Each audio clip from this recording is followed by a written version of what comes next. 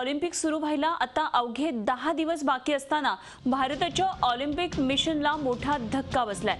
उत्तेजक चाचणीमध्ये नरसिंग यादव दोषी आढळलेला आहे। 74 किलो वजनी गटामध्ये तो भारताचं प्रतिनिधित्व करणार होता।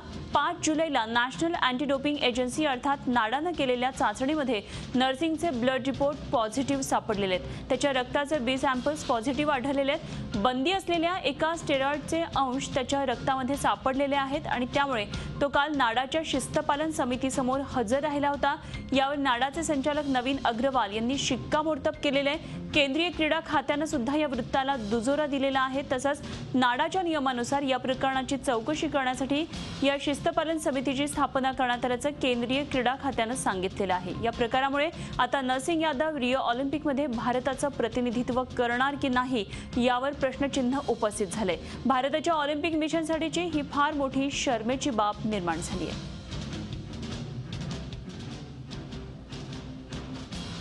Sad story that Narsing's both A and B samples are positive, and now this is on the government side. Now government has to take a decision because country has won the seat, not any wrestler. When they qualify, the country qualifies for Olympics for any weight category.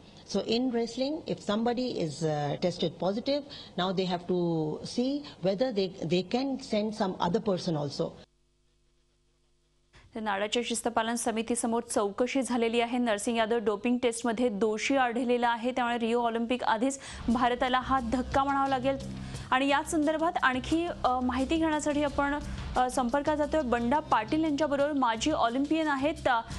Sir नमस्कार। आणि जे आम्हाला आता नरसिंग यादवची बातमी कळालेली आहे, Olympic वारीवर त्याच्या प्रश्नचिन्ह निर्माण झाले कारण डोपिंग टेस्टमध्ये तो दोषी आढळलाय। आपली काय याच्यावर माहिती आहे, काय प्रतिक्रिया आहे? मॅडम त्यांचा मुलगा बोलतोय, पप्पांच्याकडे देऊ काय? हो, आपण बंडा पाटील यांच्याकडे फोन द्या।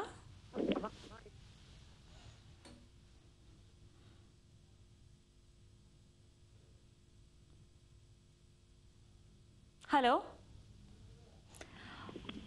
बंडा पाटील, नरसिंग यादव यांच्या डोपिंग टेस्टमध्ये तो दोषी आढळले, आपली काय प्रतिक्रिया यावर?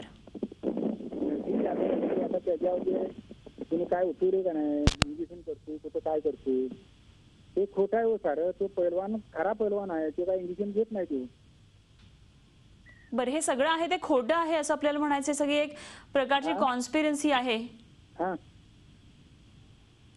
ठीक आहे, आपण बोलात त्याबद्दल धन्यवाद। बंडा पाटील आपल्याबरोबर होते, माजी ऑलिम्पियन होते। नाडाच्या शिस्तपालन समितीसमोर डोपिंग टेस्टमध्ये नरसिंग यादव दोषी आढळलेला आहे, त्याच्यामुळे त्याच्या आता ऑलिम्पिक वारीवर सध्या प्रश्नचिन्ह निर्माण झालेला आहे। त्याच्या रक्तामध्ये बंदी असलेले स्टेरॉइड्सचे अंश आढळलेले आहेत।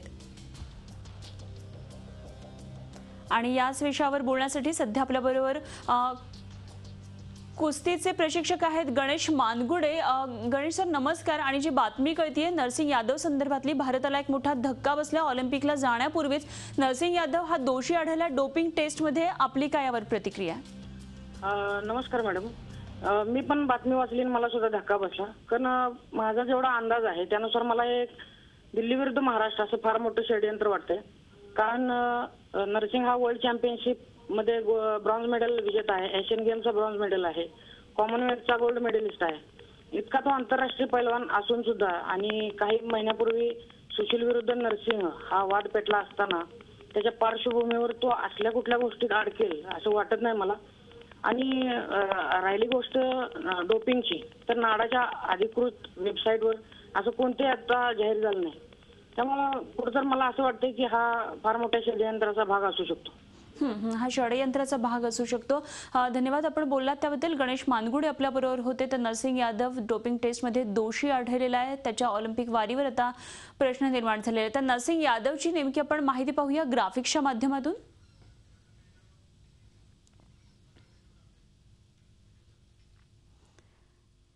तर नरसिंग यादव हा 26 वर्षाचा हा कुस्तीपटू आहे। 74 किलो वजनी गटामध्ये तो आता ऑलिम्पिकला जाणार होता। एका दूध विक्रेत्याचा तो मुलगा आहे। वयाच्या 13व्या वर्षी एसएआय तो कांदिवलीमध्ये दाखल झाला। 2010 मध्ये एशियन चॅम्पियनशिपमध्ये त्यानं गोल्ड मेडल पटकावलं होतं. 2010च्या कॉमनवेल्थ गेम्समध्ये त्यानं गोल्ड मेडल पटकावलं होतं. 2011 मध्ये कॉमनवेल्थ चॅम्पियनशिपमध्ये त्यानं सिल्वर मेडल मिळवलं होतं. 2014 मध्ये एशियन गेम्समध्ये त्याला ब्रॉन्झ मेडल मिळालं होतं. 2015च्या एशियन चॅम्पियनशिपमध्ये त्याला ब्रॉन्झ मेडल मिळालं होतं. 2015 मध्ये लास वेगास इथे झालेल्या वर्ल्ड चॅम्पियनशिपमध्ये त्याला ब्रॉन्झ मेडल त्यानं पटकावलं होतं. तर ऑलिम्पिक वारीवरून सुशील कुमारशी नरसिंग यादवचा नुकताच वाद झाला होता. हा वाद नेमका काय होता तोही आपण पाहूया. झी 24 तास रहा एक पाऊल पुढे.